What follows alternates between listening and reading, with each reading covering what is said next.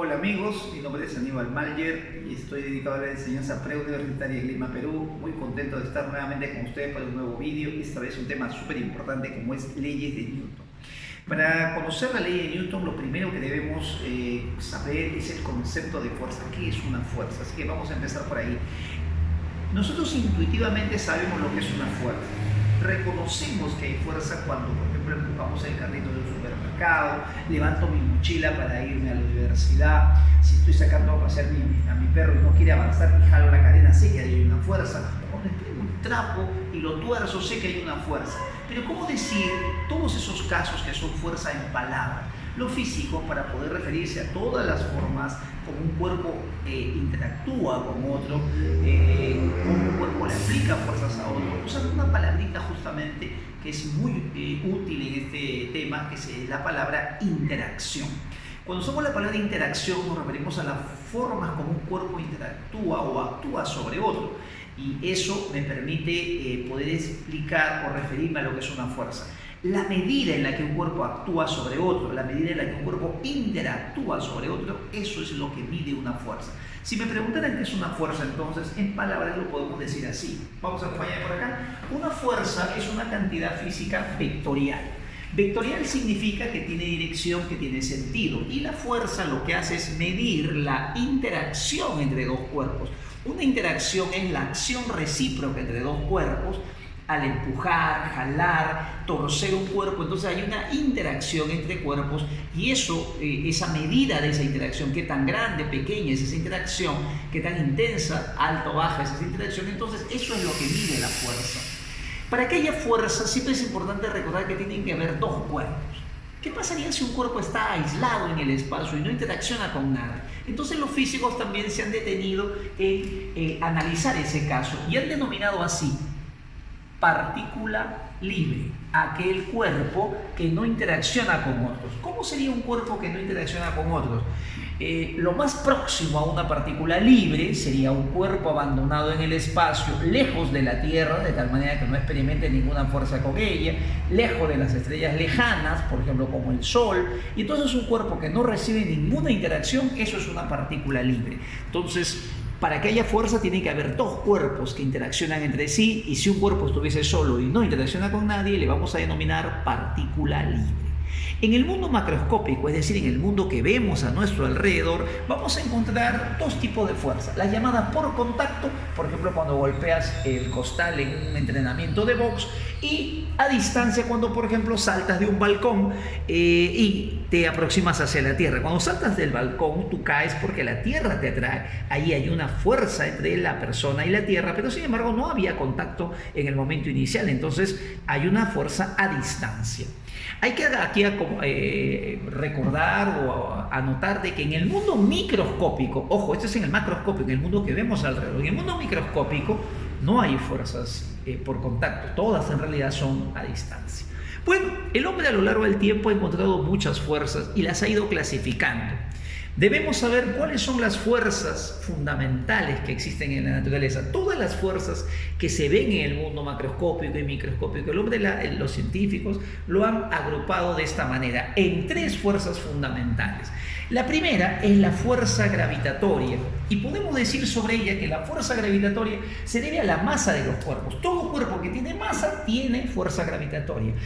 Un planeta versus otro planeta, una persona cerca de la Tierra o cerca de un planeta, cerca de una estrella.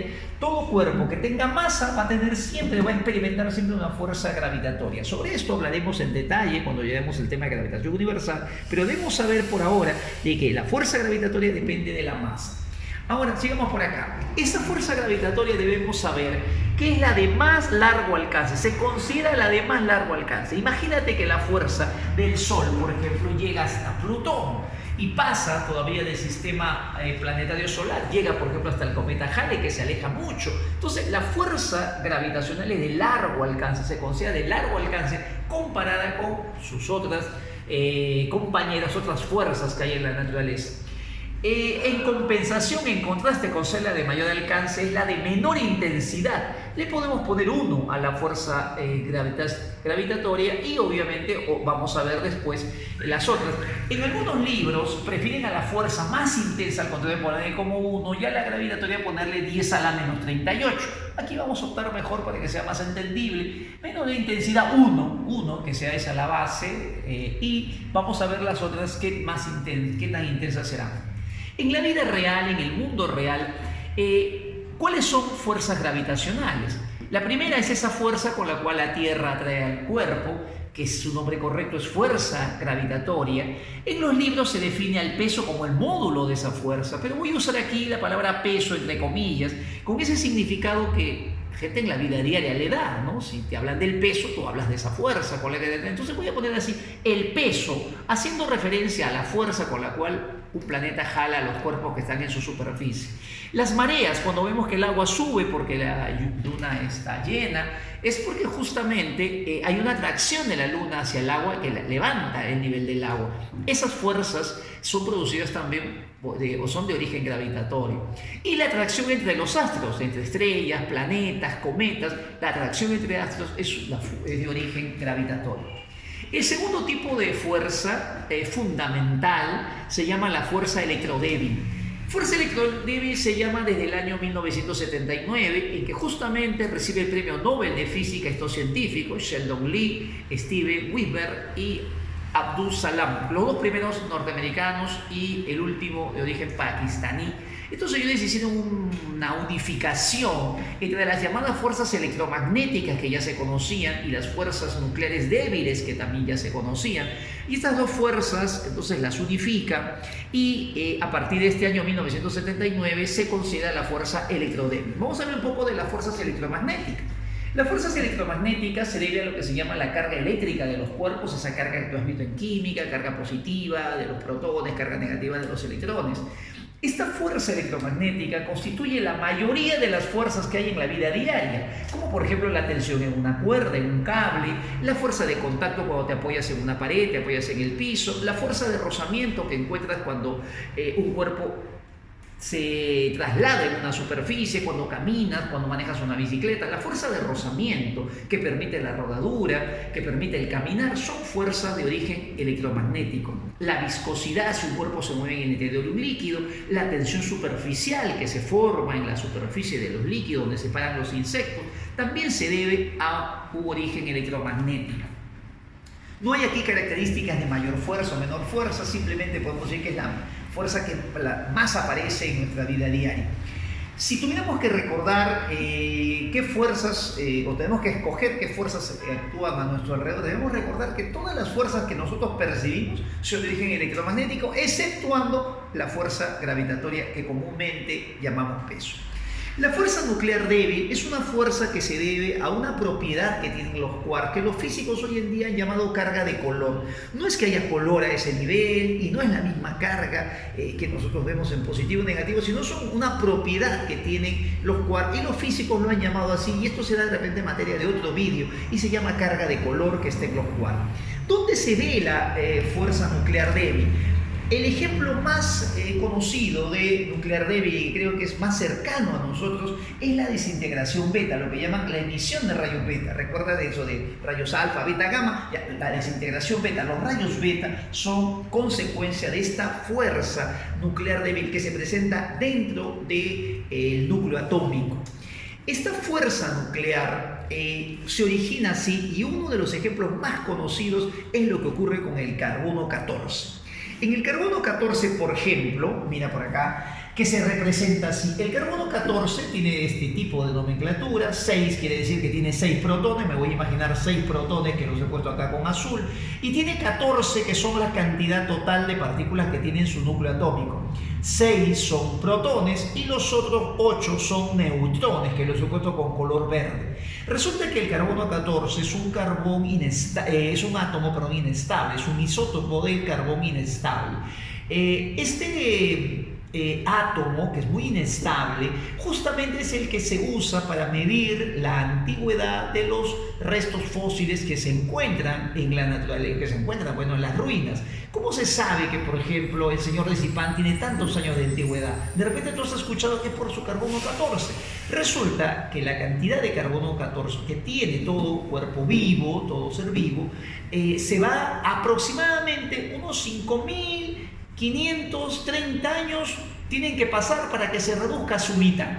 O sea, si un cuerpo vivo tiene una cierta cantidad o debe tener una cierta cantidad de carbono 14 en su organismo, cuando pase aproximadamente 5.730 años, pues se habrá reducido a la mitad de esa cantidad. Es así como, por ejemplo, se puede determinar la edad, entre comillas, de los restos fósiles. Pero ¿qué pasa en el carbono 14? Bueno, el carbono 14 se va transformando de esta manera. El carbono 14 se transforma en nitrógeno. El nitrógeno tiene número atómico 7, y vamos a ver por qué es el 7, y 14 unidades en su núcleo. Mira lo que va a pasar. ¿Cómo es que el carbono 14 se va transformando en nitrógeno 7, nitrógeno 14 también, 7 núcleos, 7 protones y 14 unidades en su núcleo?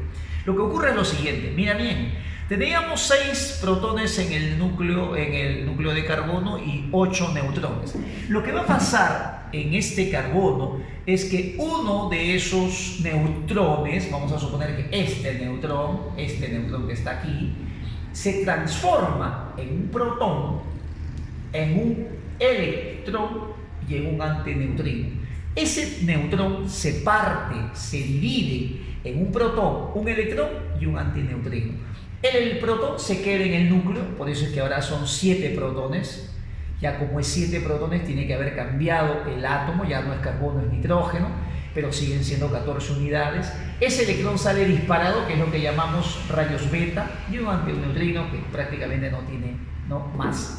Este proceso de transformación de neutrón en protón, electrón y antineutrino se debe a un tipo de fuerzas que aparecen dentro de ese neutrón que se conoce como la fuerza nuclear débil. Ahora ya sabes que el carbono 14 se convierte en nitrógeno 14 debido a una fuerza nuclear débil que transforma su neutrón en un protón más un electrón que lanza disparado. Esa es la mayor aplicación más cercana que podemos encontrar de fuerza nuclear débil. Y la última fuerza es la fuerza nuclear fuerte. Esta nuclear fuerte actúa, para empezar, solo en el interior del núcleo atómico y es la que mantiene unidos los protones. Tú debes recordar, concepto básico de colegio, los protones tienen carga positiva y las cargas positivas se repelen. Todos los protones que están en el núcleo, ¿por qué no se repelen? ¿Por qué no salen disparados? La respuesta es porque están como pegados, justamente unidos por una fuerza que es la fuerza nuclear fuerte. Y los protones están formados también por quarks, y esos quarks, ¿cómo están unidos? Por la fuerza nuclear fuerte. Esta fuerza nuclear fuerte se considera que es la de menor alcance, solamente actúa dentro del núcleo atómico, pero en compensación es la de mayor intensidad. Si uno llamáramos a la fuerza gravitacional, la fuerza nuclear sería 10 a la 38. Sabido lo que es fuerzas, vamos a ver entonces ahora esas fuerzas cómo afectan el movimiento de un cuerpo.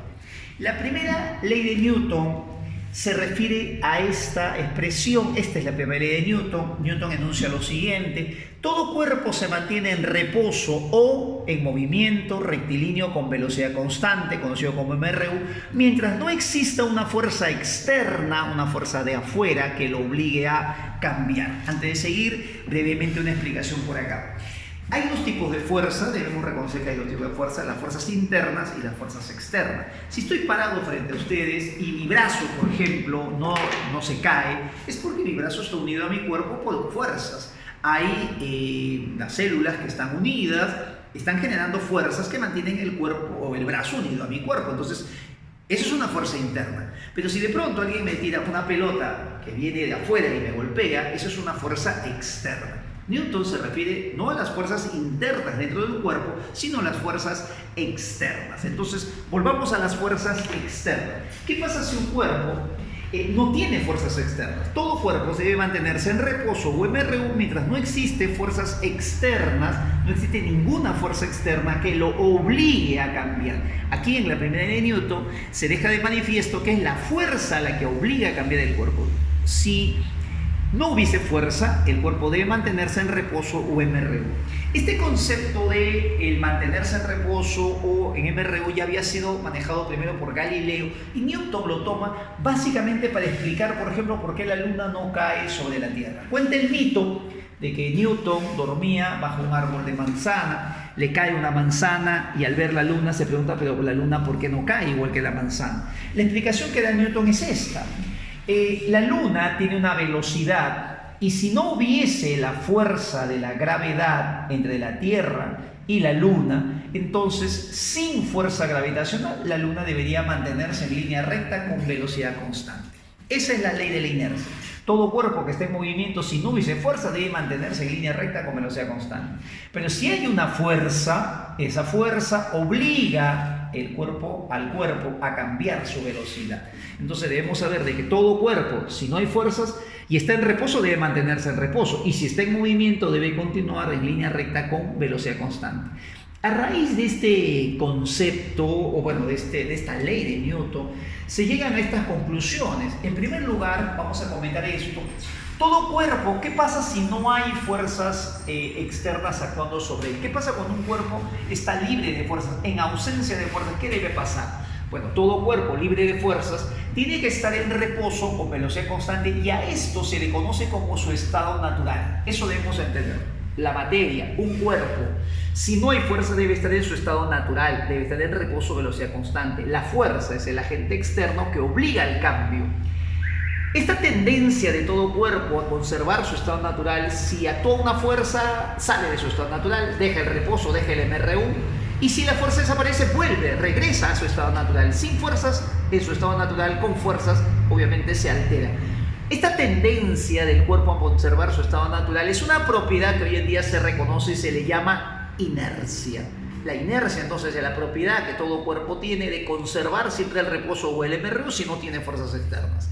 Por esa razón, recuerda esto, a la primera ley de Newton, sígueme por acá, se le llama también la ley de la inercia, porque inercia es el estado natural. Por inercia, el cuerpo mantiene su estado natural y la fuerza lo que hace es sacarlo. Esa primera ley de Newton, sígueme con este segundo comentario, nos permite definir la fuerza. Una cosa es el concepto de fuerza, la idea de fuerza, que es la medida de la interacción, y otra cosa es la definición, que es exactamente una fuerza. Fuerza es la cantidad física que cambia el estado de movimiento de un cuerpo, que altere el estado de un cuerpo. Sin fuerzas el cuerpo debe estar en reposo de velocidad constante, lo que se conoce como su estado natural, pero la presencia de una fuerza es la que obliga a cambiar ese estado. Entonces fuerza se define de esta manera. Pregunta que va a venir en el centro pre de la uni varias veces. Pero todas las observaciones que hizo Newton las hizo desde la superficie de la Tierra y se verifica que aquellos sistemas de referencia donde uno puede comprobar que las leyes de Newton son válidas van a recibir este nombre, se llaman sistemas de referencia inerciales. Newton hizo las observaciones de la superficie de la Tierra y se dio cuenta entonces que la Tierra es un sistema de referencia inercial, pero aquí hay que tener cuidado con lo siguiente. Entonces repito primero, no te olvides, aquel sistema donde tu sistema de referencia, esto lo vemos en otro vídeo que es un sistema de referencia, pero ahora vamos a recordar que si tú tienes un sistema de referencia donde puedes verificar la ley de Newton, por ejemplo, verificas la primera ley, si hay fuerza, se altera el movimiento, se altera el estado de movimiento, si no, está en su estado natural, entonces se le va a llamar sistema de referencia inercial. Y es cierto que la Tierra es un sistema de referencia inercial, pero ten mucho cuidado en esto, para eventos que ocurren en la superficie. Si hacemos, por ejemplo, un viaje de la Tierra a Marte, si vamos a la Luna, si salimos hacia el espacio exterior, entonces la Tierra ya no es un buen sistema de referencia inercial y habrá que usar otros sistemas. Normalmente los físicos, los viajeros interplanetarios utilizan como sistema la posición de estrellas lejanas. Una propiedad muy importante que es bueno recordar aquí, que viene mucho en los exámenes, es esta. ¿Qué pasa si un sistema de referencia cualquiera está en reposo o con velocidad constante, pero respecto a otro que sabemos que es un sistema de referencia inercial? Entonces, ese sistema también lo consideramos inercial. Por ejemplo, la Tierra es un sistema de referencia que podemos considerar inercial para los eventos en su superficie. Tomemos estos casos en la superficie: un avión que está, un árbol que está en reposo, un carro con velocidad constante, una manzana cayendo en caída libre. Estos tres ocurren en la superficie, son eventos en la superficie. Entonces la Tierra se puede considerar un sistema de referencia inercial porque esto ocurre en su superficie. Aquellos que estén en reposo, velocidad constante, respecto a uno que sabemos que es inercial, entonces podemos considerarlo también sistema de referencia inercial. Él sería un sistema de referencia inercial también, porque está en reposo respecto a algo que es inercial. El que tiene velocidad constante sería sistema de referencia inercial. Y el que está con aceleración, el que no está en reposo con velocidad constante, se llama sistema de referencia, mira la N, no inercial. Recuerda eso, que también nos va a ayudar. Vamos a la segunda ley de Newton, conocida como también la ley de la aceleración. El concepto de aceleración lo incorpora Galileo cuando analiza la caída de los cuerpos y se da cuenta que hay un cambio en la velocidad, hay un ritmo con el que cambia la velocidad, y entonces incorpora el término de aceleración. Newton explica en la segunda ley qué pasa cuando sí hay fuerza. Ya sabemos lo que pasa cuando no hay fuerza. O está en reposo, velocidad constante, está en lo que se conoce como su estado natural. Pero si sobre un cuerpo actúa una fuerza, dicho cuerpo entonces tiene que cambiar su estado de movimiento, tiene que salir de ese estado natural, y a ese cambio que experimenta en su estado de movimiento se le conoce como aceleración. Va a cambiar la velocidad y entonces va a haber una aceleración en la misma dirección y sentido que la fuerza, y cuyo valor va a ser así directamente proporcional a la fuerza e inversamente proporcional al valor de la masa. Si tuviese un cuerpo, por ejemplo, moviéndose, puede ser una piedra que lanzo en forma horizontal, y sobre ese cuerpo actúa una fuerza. Esta fuerza lo que va a producir es un cambio en la velocidad, no la va a dejar moverse en línea recta, sino la va a curvar, y va entonces el cuerpo a experimentar una aceleración. La aceleración va a ser igual a la fuerza que actúa sobre el cuerpo dividido entre la masa. Esta expresión que tenemos por acá es la forma correcta como se debe expresar, ¿no?, la ley de Newton. En esta fórmula, en esta expresión, debemos siempre remarcar algunas cositas que son importantes. El papel que cumple la fuerza es el de producir la aceleración, así que la fuerza es la causa del cambio en la velocidad. La masa es la resistencia al cambio, es la resistencia. Un cuerpo con más masa es aquel que se resiste a cambiar su velocidad. Y la aceleración es el efecto producido, es el resultado de la acción de la fuerza. Hay que siempre un efecto de causa-efecto, hay un papel de causa-efecto entre la fuerza y la aceleración. La fuerza es la causa del cambio en la velocidad y la aceleración es el resultado, el cambio de velocidad en el cuerpo. La masa representa la resistencia. Hay algunos textos que no hablan de una fuerza, hablan de una fuerza neta. Entonces aquí, para poder trabajar con varias fuerzas, ¿cómo haríamos? Hay que recordar el principio de superposición de fuerzas.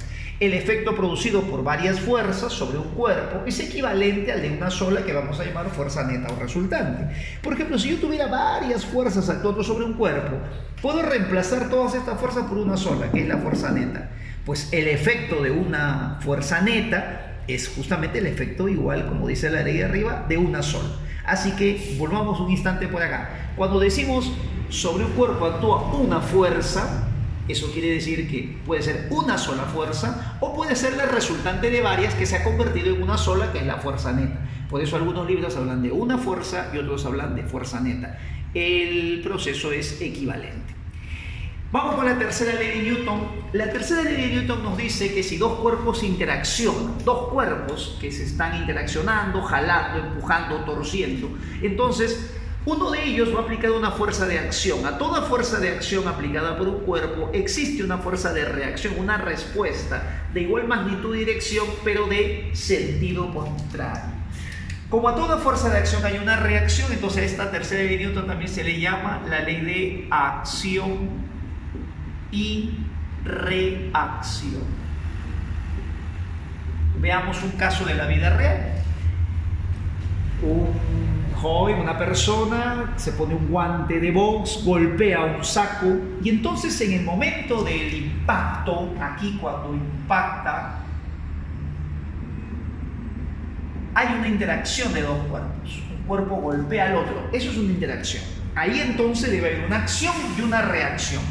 Este puntito lo vamos a analizar afuera. El guante aplica una fuerza sobre el saco. A esa fuerza le vamos a llamar acción. Le voy a poner la letra A. Esa es la fuerza de acción. Y aquí lo que hay que recordar es que la acción es la fuerza que va del guante sobre el saco de entrenamiento.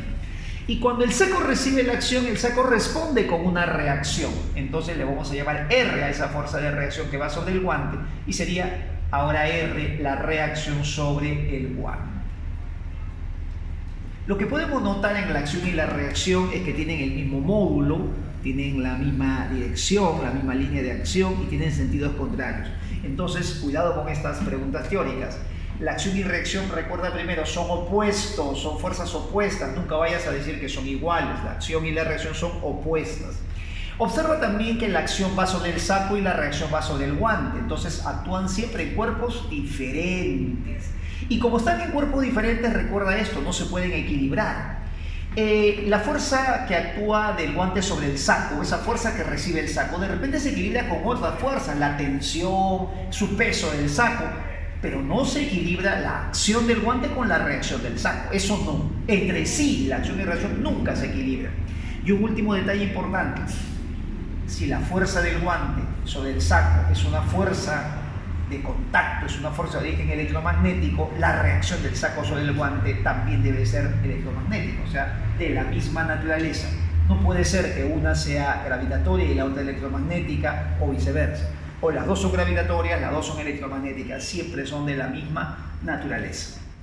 Uno de los casos que más viene en el centro pre de la uni es este, una persona apoyada en la superficie de la Tierra. ¿Cómo son las parejas de acción y reacción? Veamos este caso. Si una persona está parada sobre la superficie de la Tierra, vamos a llamarle cuerpo C, la Tierra, su centro. ¿Cuáles son las parejas de acción y reacción? Veamos así. La primera fuerza que recibe esta persona, la primera interacción, la experimenta justo con la Tierra. Hemos visto que todo cuerpo que tiene masa, que él tiene masa, la Tierra tiene masa, los cuerpos que tienen masa experimentan una fuerza gravitacional, una fuerza gravitatoria de atracción. Sería así entonces, la fuerza con la cual la Tierra jala al cuerpo, le vamos a poner mg, ese sería el valor. Masa por aceleración de gravedad sería la fuerza gravitacional. Y la persona responde. Si este cuerpo le aplica una fuerza de acción, él responde con una reacción. ¿Dónde va la reacción? Al peso de un cuerpo.